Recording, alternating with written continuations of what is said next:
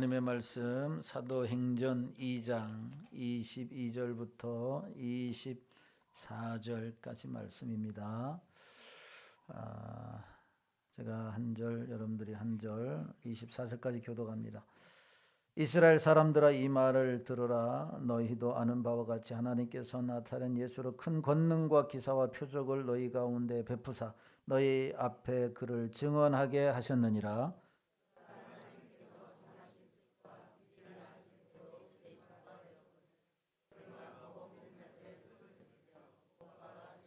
같이 합니다.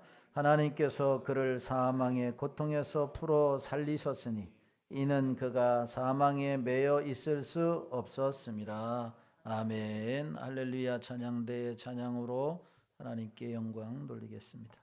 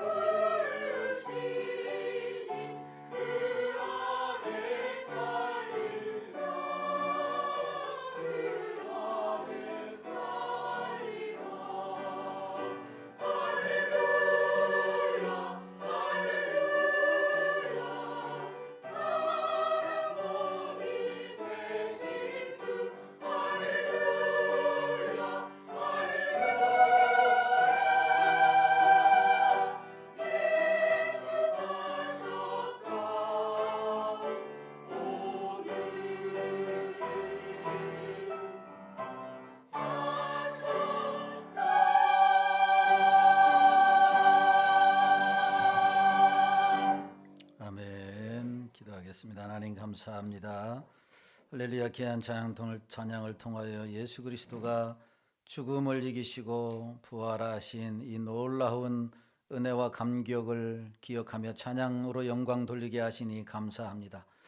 오늘 귀한 예배의 존전에 나온 모든 심령들이 예수 그리스도가 다시 사셨음을 확실히 믿게 하여 주시고, 또한 예수 그리스도의 사심을 삶으로 입술로 증거하여 세상을 구원하는 사명자들로 살아갈 수 있도록 역사하여 주옵소서. 오늘도 말씀을 통해서 은혜 주시기를 소망하고 예수 그리스도의 거룩하신 이름으로 기도하옵나이다. 아멘. 사망 권세 이기시고 부활하신 예수 그리스도를 예배하기 위해서 오늘 오신 여러분들에게 부활의 기쁨과 소망과 능력과 승리가 여러분들의 삶과 가정과 직장과 있는 곳에 충만하게 되기를 예수님의 이름으로 축원합니다. 옆 사람 인사하겠습니다. 예수 부활하셨습니다. 예수 부활하셨습니다. 다시 한번 인사하겠습니다. 축복합니다. 축복의 통로자가 되세요. 시작. 예, 감사합니다. 인사할 때는 저만 보지 말고 옆 사람하고 같이 인사해야 은혜가 넘치게 됩니다. 오늘 참 특별한 분을 소개합니다. 우리 부산으로 선교사로 파송했다가 다시 사역을 잘 마치고 복귀하신 우리 연형무 성도님, 조희진 집사님 오셨습니다. 예, 박수로 한번 환영하겠습니다. 예, 고맙습니다. 예, 고맙습니다. 예. 부산에서의 사역 잘 마치고 우리가 새벽마다 잊지 않고 기도했는데 또 이렇게 복귀해서 부활주일 기쁨이 배가 되는 귀한 영광스러운 예배를 드릴 수 있어서 너무 감사합니다. 부활의 기쁨이 귀한 가정에 충만하게 되기를 바랍니다. 참으로 좋은 날입니다. 날씨도 너무 좋고요. 따뜻한 이 봄날 부활주일 이 아침에 우리가 하나님 앞에 예배 드리는데 여러분들이 짓누르고 있는 사단의 세력이 무엇이든지 간에 오늘 부활을 믿고 부활을 찬양하는 여러분들에게 다 벗어지고 참된 평안이 넘쳐나게 되기를 예수 그리스도의 이름으로 축원합니다. 오늘은 예수님의 죽으심과 부활이라고 하는 제목으로 함께 은혜를 나누려고 합니다. 2주 전에 우리가 사도행전 강해를 하면서 베드로의 첫 번째 설교의 말씀에 대해서 여러분들에게 전해드렸습니다.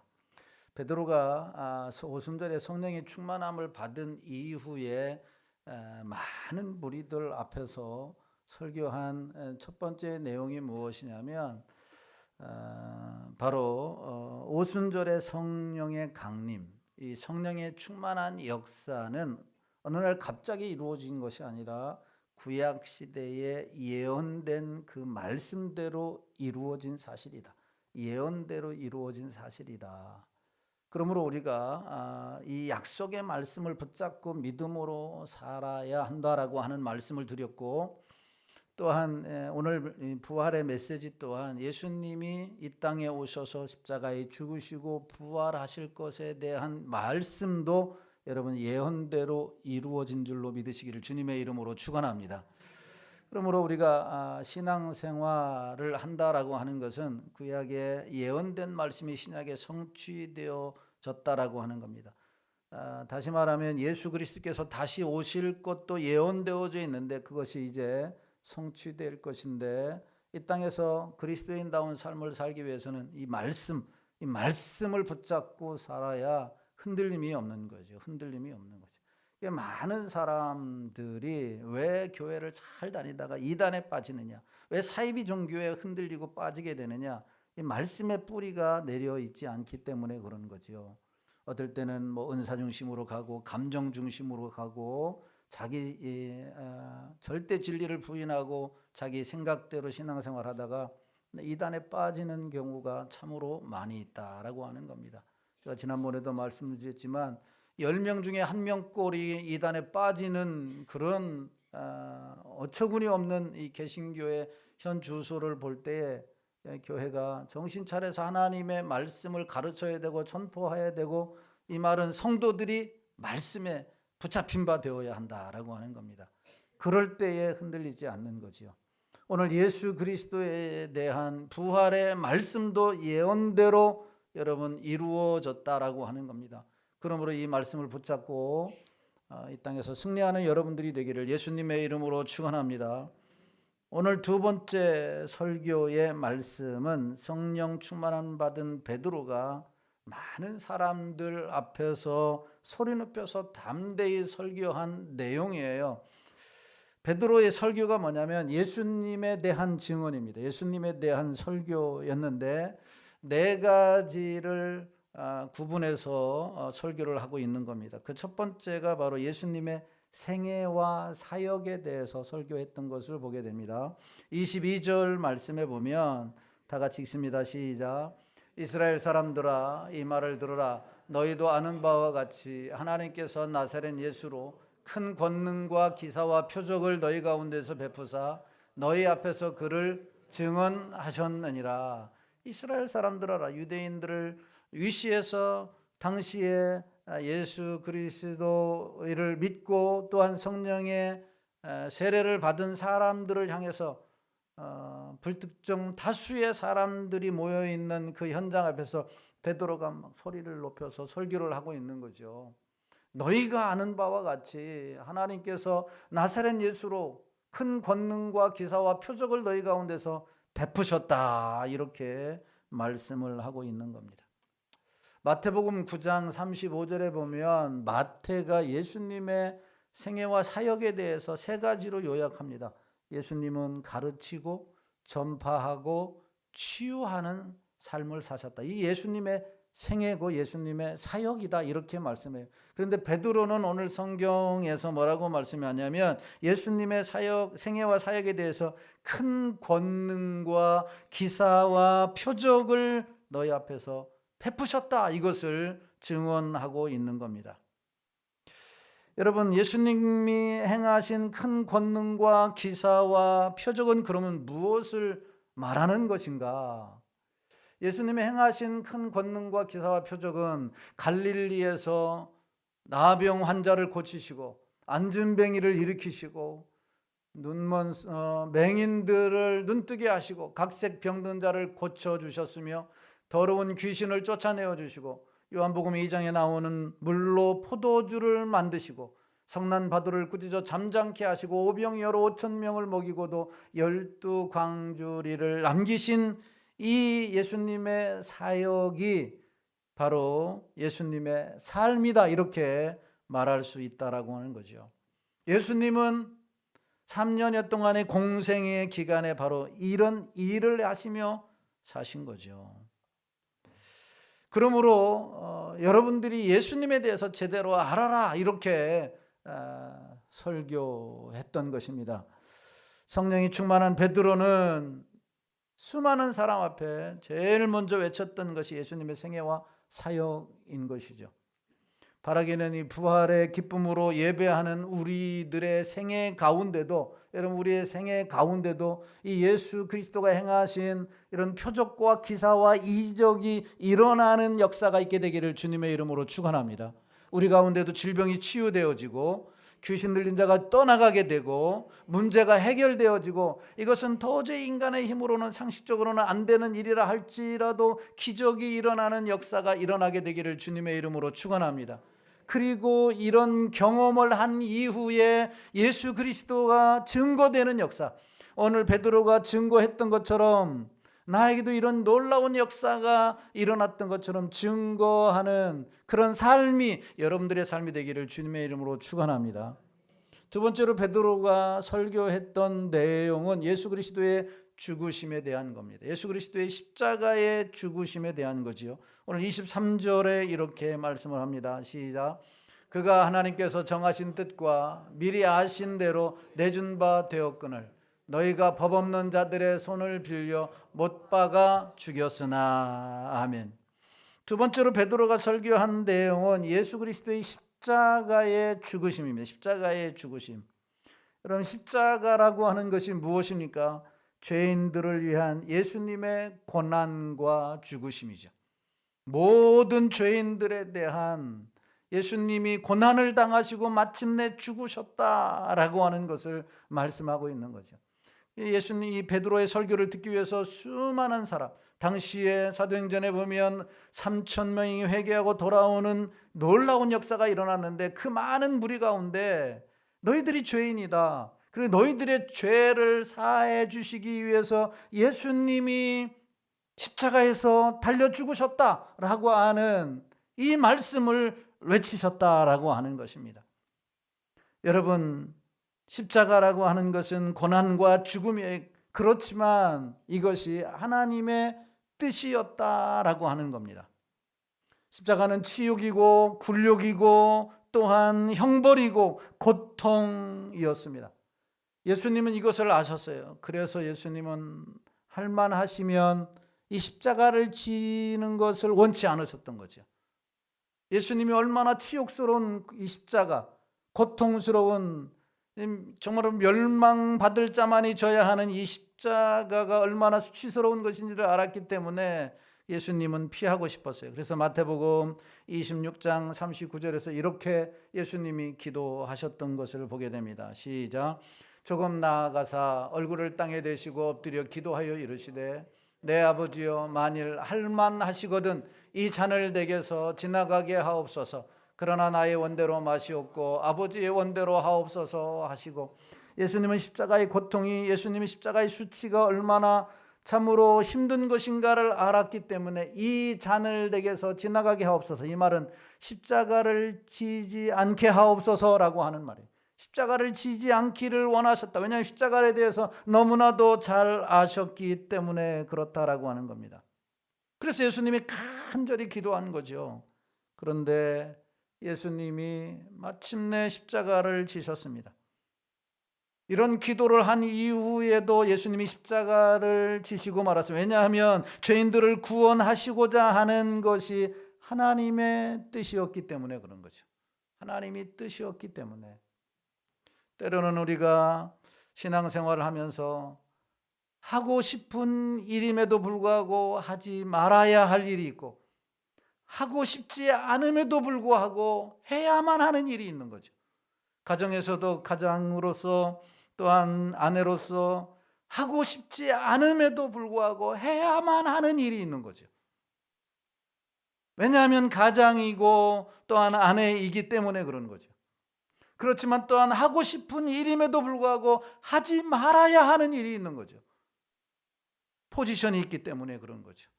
성도들도 마찬가지예요. 그리스도인으로서 하고 싶지 않은 일이, 해야만 하는 일이 있어요. 그것이 뭐예요? 하나님의 뜻이기 때문에. 목사도 하고 싶지 않은데 해야만 하는 일이에요. 어떨 때는 365일 새벽에 나와서 기도하는 것이 결코 쉬운 일이 아닙니다. 하고 싶지 않을 때도 있어요. 빠지고 싶지 않을 때도 있어요. 그러나 목사이기 때문에 빠질 수가 없는 거죠. 목사도 자유로운 영혼이 되고 싶을 때가 있는 거죠.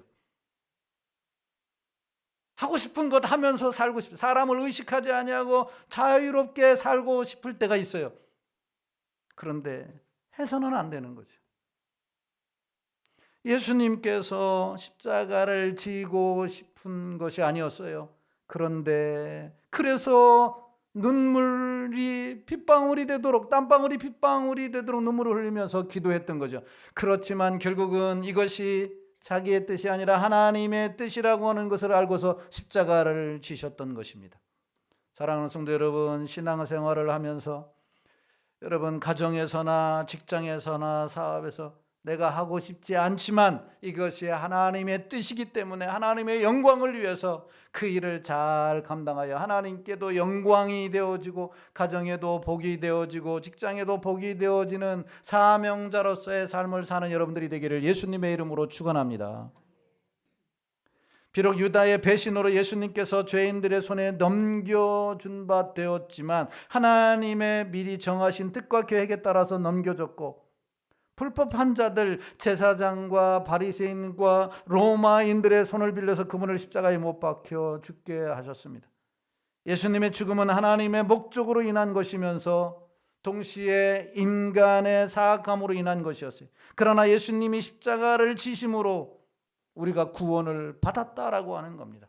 예수님이 십자가를 지심으로, 하나님 입장에서 볼 때는 하나밖에 없는 독생자를 십자가에서 죽게 하심으로 대신해서 우리를 구원하신 것입니다. 베드로는 지금 예수님의 죽음을 통해 하나님의 구원 목적이 달성되었다는 것을 설교하고 있는 것입니다. 그러므로 우리는 예수님의 십자가에 죽으시고 부활하심으로 우리의 구원이 완성되었음을 기억하고 이 놀라운 은혜에 감사하고 감격하고 기뻐하는 삶을 사는 여러분들이 되기를 예수님의 이름으로 축원합니다. 이게 베드로의 두 번째 설교 가운데의 내용입니다. 세 번째 설교 내용은 오늘 바로 설교의 핵심이라고 말할 수 있는데 바로 예수 그리스도의 부활에 관한 설교입니다.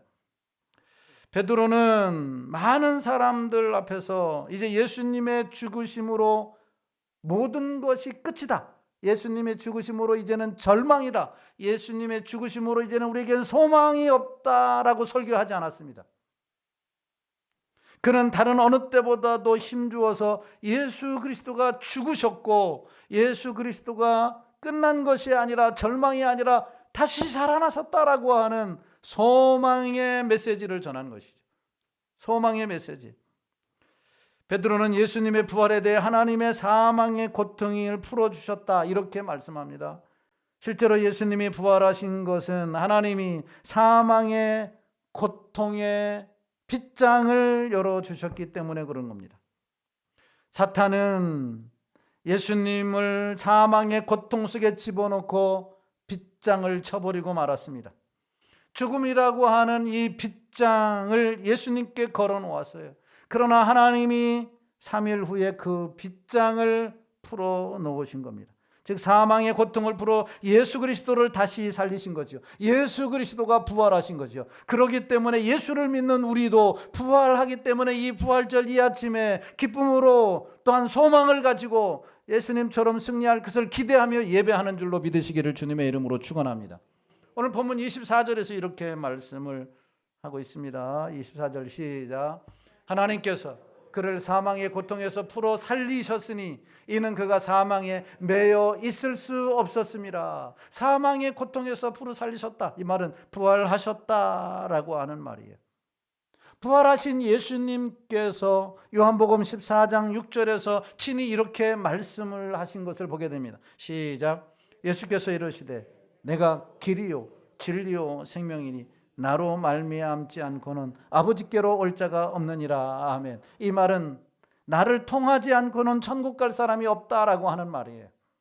예수님만이 길이고 예수님만이 진리고 예수님만이 생명이다라고 하는 겁니다. 절대 진리를 부정하는 포스트모더니즘 시대에 예수 그리스도만이 성경은 분명히 길이라고 말씀하시고 부활하신 주님이시다라고 말씀하십니다. 따라서 어떤 형태의 죽음도 사망의 고통도 예수님을 묶어 놓을 수 없는 줄로 믿으시기를 주님의 이름으로 축원합니다. 예수 그리스도는 죽음을 이기시고 사단의 그 결박을 여러분 풀어 제치시고 부활하신 줄로 믿습니다. 사람이 가장 두려워하는 것이 무엇이겠습니까? 사람이 가장 두려워하는 게 뭐예요? 사업하는 사람이 사업에 실패하겠습니까? 그것도 두려워하겠죠.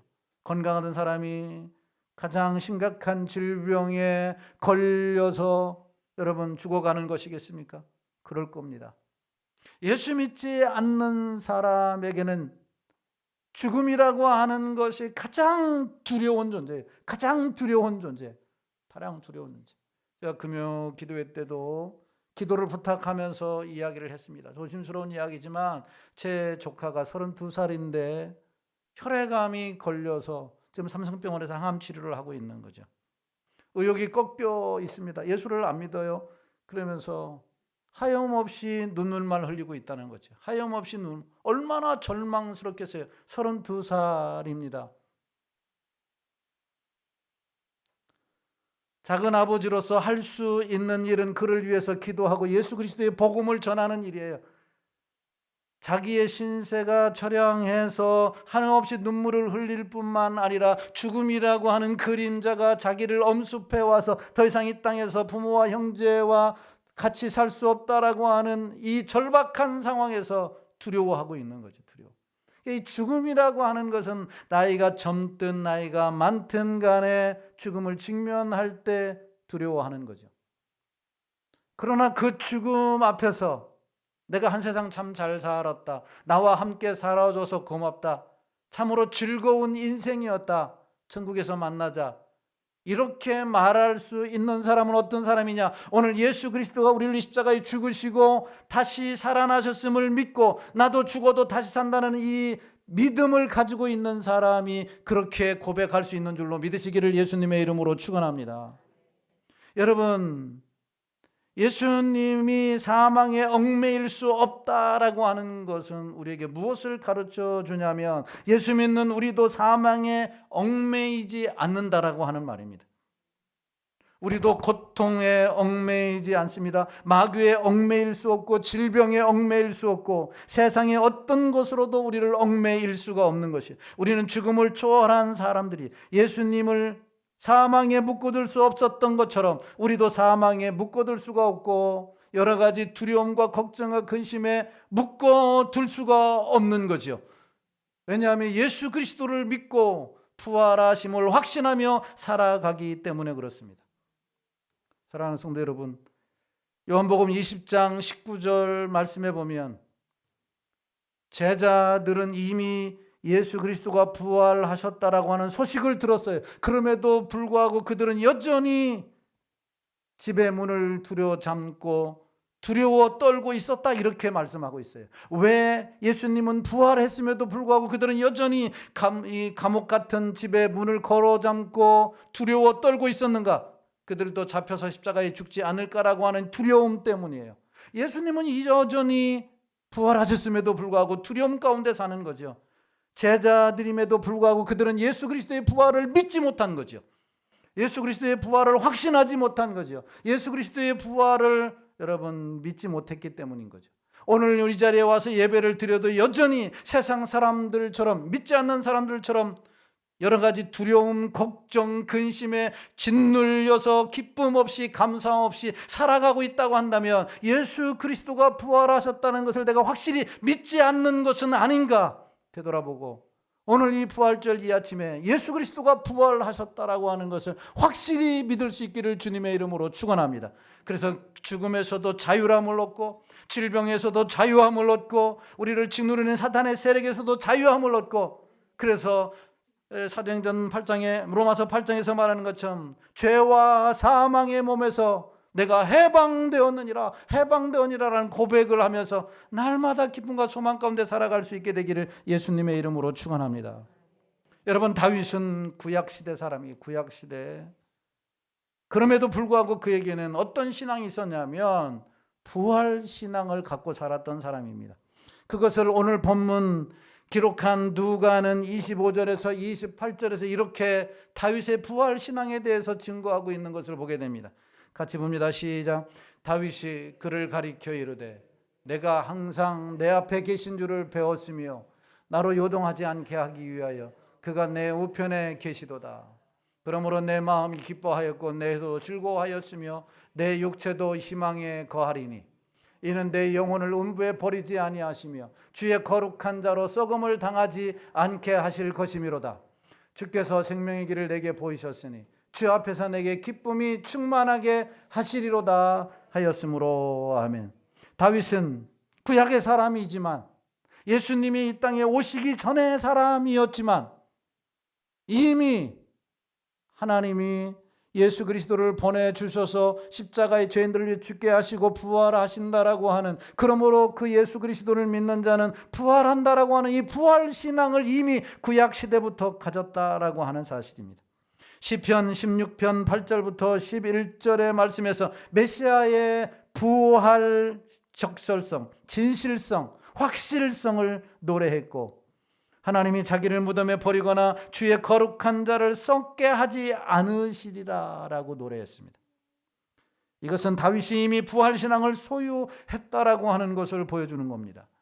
사랑하는 성도 여러분, 누가가, 신약시대인 누가가 오늘 본문에서 왜 이 땅에 오시기도 전에 다윗이라고 하는 구약의 왕이 예수님의 부활을 믿고 부활신앙을 소유했는가?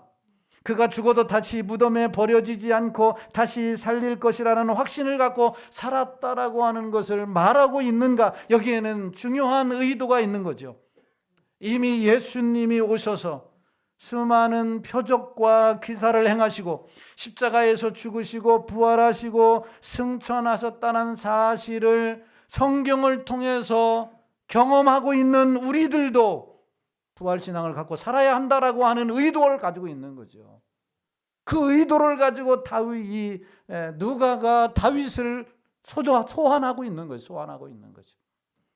이미 예수님이 오시기도 전에 다윗은 부활신앙을 갖고 소망 중에 살았는데, 이미 예수님이 오셔서 십자가에 죽으시고 부활하시고 승천하셨다는 사실을 500여 사람들에게 나타내 보이시고 승천하셨으며 성경이 기록하고 있음에도 불구하고 부활신앙을 갖지 못하고 살아가는 절망 중에 있는 자들에게 외치시는 말씀이 뭐예요? 너희들도 이 부활신앙을 갖고 살아라. 그래서 죽음의 공포에서, 죄의 억눌림에서, 우리를 짓누르고 있는 사단의 세력에서 자유함과 해방을 누려라, 이렇게 말씀하고 있는 거죠. 오늘 부활주일을 맞이하여 부활의 기쁨과 소망을 가지고 예배드리는 여러분, 부활신앙으로 충만하게 되기를 예수님의 이름으로 축원합니다.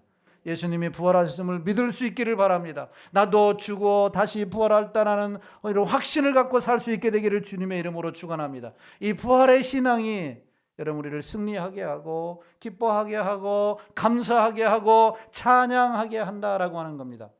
어제까지는 우리가 십자가에 달리신 예수 그리스도를 믿었다면, 그래서 우울하기도 하고 절망스럽기도 하고 힘들었다고 한다면, 예수님이 부활하셨기 때문에, 이 모든 것을 이기고 부활하셨기 때문에 우리에게는 기쁨과 환희와 감사와 영광스러운 삶이 있어지게 되기를 주님의 이름으로 축원합니다.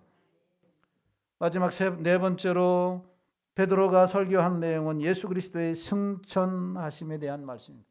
예수님의 승천. 베드로는 십자가에 죽으시고 부활하신 예수님이 또다시 죽은 것이 아니라 잠시 살아났다가 일시적인 쇼크에 의해서 일어났다가 다시 죽어 영원히 무덤에 묻혀 있는 것이 아니라 수많은 사람들이 보는 앞에서 하늘로 올리셨다, 이렇게 증거하고 있는 겁니다. 적절한 구약 성경 본문을 인용함으로 그의 설교에 대한 결론을 내립니다. 34절 36절 말씀입니다. 시작. 다윗은 하늘에 올라가지 못하였으나 친히 말하여 이르되 주께서 내 주에게 말씀하시기를 내가 내 원수의 내 발등상이 되게 하기까지 너는 내 우편에 앉아 있으라 하셨도다 하였으니, 그런즉 이스라엘 온 집은 확실히 알지니 너희가 십자가에 못 박은 이 예수를 하나님이 주와 그리스도가 되게 하셨느니라 하셨도다. 아멘.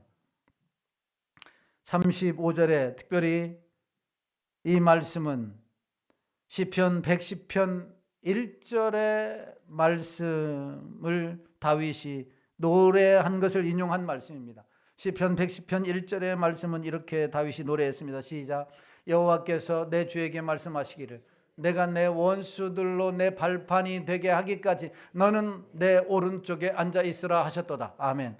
내 오른쪽에 앉아 있으라 하셨도다. 하나님 예수 그리스도가 승천하셔서 하늘 보좌 우편에 앉아 계셨다라고 하는 말씀입니다.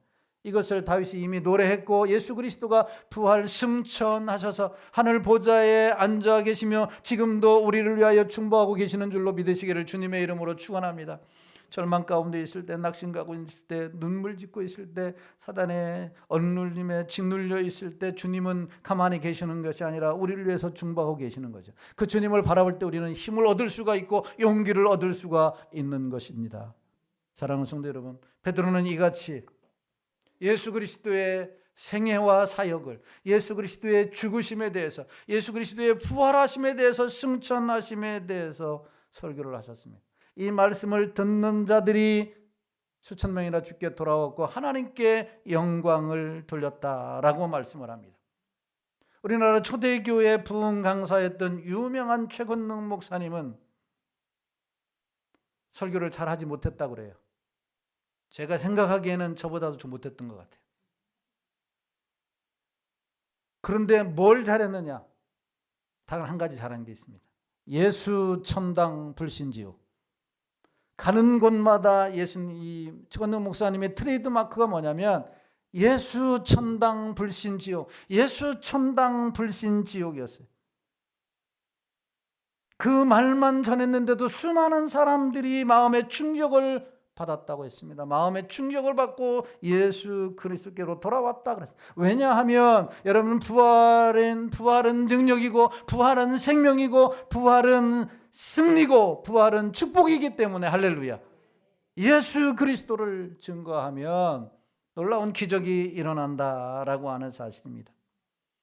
여러분, 이 말씀을 듣고 여러분들이 회복의 역사가 일어나게 되기를 주님의 이름으로 축원합니다. 그리고 여러분들의 삶으로 이어질 수 있게 되기를 바라요. 아, 예수님이 죽으시고 부활하시고 승천하셨구나라고 하는 지식적인 동의에 끝난다면 우리의 삶은 아무런 역사가 일어나지 않습니다. 지식적인 동의를 넘어서 믿고 확신할 때 나도 여러분 부활의 신앙으로 살아가게 되는 거죠. 그리고 이 메시지를 통해서 여러분은 우리의 삶 가운데서 거룩한 신부다운, 거룩한 하나님의 백성다운 삶을 살아내야 되는, 구현해내야 되는 거죠. 하나님의 백성다운 삶을 살아낼 때에 믿지 않는 자들이 감동을 받는 거죠. 여러분, 베드로가 이 놀라운 생명의 말씀을 전파하는 것으로 끝난 것이 아니라 하나님의 백성다운 삶을 살아내므로 하나님께 영광이 되어지고 수많은 사람들이 죽게 돌아온 거죠. 그러니까 여러분들의 메시지가, 이 성경의 메시지가 살아있는 메시지다. 참으로 하나님은 살아계시구나, 예수 그리스도가 부활하셨다라고 하는 것을 믿게 하려면 이 입술로 전할 뿐만 아니라 이 삶을 살아내야 되는 거죠. 너는 예수 믿는다면서 날마다 근심하며 걱정하며 두려워하고 막 어떻게 될까 전전긍긍하며 산다면 왜 예수님을 믿느냐, 이렇게 말하지 않겠습니까? 그럼 예수 믿는 자의 삶은 달라야 되겠죠. 이게 부활신앙을 가진 자의 모습인 겁니다. 결론적으로 바울은 고린도전서 15장 57절 58절에서 이렇게 외쳤습니다. 자, 고린도전서 15장 57절 58절 시작. 우리 주 예수 그리스도로 말미암아 우리에게 승리를 주시는 하나님께 감사하노니 그러므로 내 사랑하는 형제들아, 견실하며 흔들리지 말고 항상 주의 일에 더욱 힘쓰는 자들이 되라. 이는 너희 수고가 주 안에서 헛되지 않은 줄 알미라. 아멘. 우리 주 예수 그리스도로 말미암아 우리에게 승리를 주시는 하나님께 감사를 하노라. 죄에서의 승리, 질병에서의 승리, 온갖 우리를 억누르고 있는 모든 불합리한 일 가운데서 승리를 주시는 하나님께, 이 예수 그리스도를 믿는 자에게 승리를 주시는 하나님께 감사한다. 그러므로 흔들리지 말아라. 너의 믿음이 흔들리지 말고, 신앙생활에 흔들리지 말고 이제는 더욱 하나님이 기뻐하시는 일을 행하며 살아. 너희 수고가 결코 헛되지 않는 것이다. 이렇게 권면했던 것을 보게 됩니다. 예수 그리스도의 부활을 믿는 여러분, 여러분을 누르고 있는 모든 짐들이 있습니까? 그 짐들을 부활하신 예수님의 이름으로 날려보낼 수 있게 되기를 예수님의 이름으로 축원합니다. 더러운 질병아 떠나가라. 나사렛 예수님의 이름으로 떠나가라. 더러운 귀신아 떠나가라. 나를 힘들게 하고 두렵게 하고 걱정스럽게 하는 이 더러운 귀신아 떠나가라. 부활의 승리로 날마다 승리하는 삶을 사는 여러분들이 되기를 예수님의 이름으로 축원합니다. 살아계신 주